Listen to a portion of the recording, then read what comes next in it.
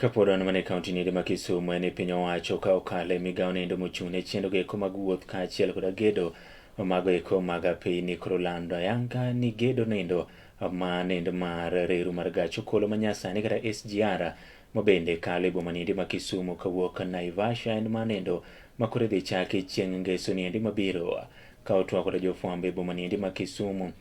Jatend migao mochune chendo mag wuoth kod gedo mag piny ni Davis Chirchir oyango ni bende gisetimo twak koda jatend piny Uganda jaduong' Yoweri Kaguta Museveni mar mondo mi gedo makamano endo mokaw kilomita 369 owuog Naivasha kakale boma nindi ma Kisumu, Busia nyaka piny libamba nendo ma Uganda mar mondo mi koro ter kanyindo chendo goeko mag wuoth ka achiel koda chwalo mwandu mayota.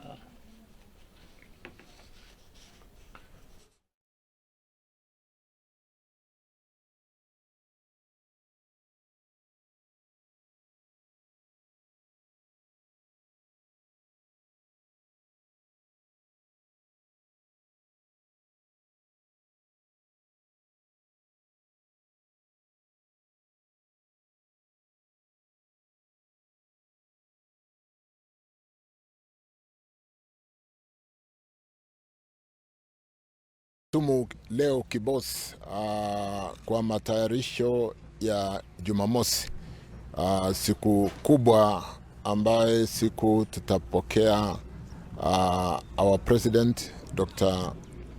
William Ruto, His Excellency, and the President Yoweri Museveni to come and do the groundbreaking for the standard gauge railway.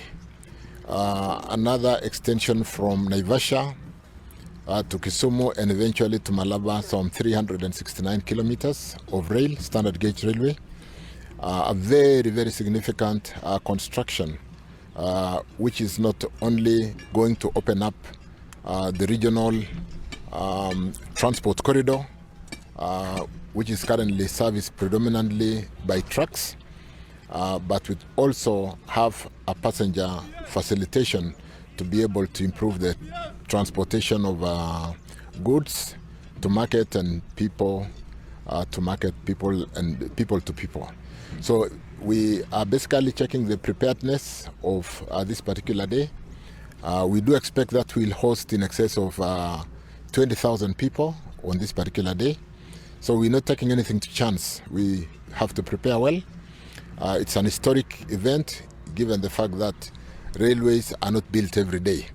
And so we are here to check the preparedness, to confirm that all aspects of this particular day, given the fact that we'll be hosting two heads of state, are properly done. Nimeongea na wenzangu hapa nyuma kuhakikisha kwamba upande ya security, upande ya kila mipango, ili kwamba taratibu na ratiba imepangwa.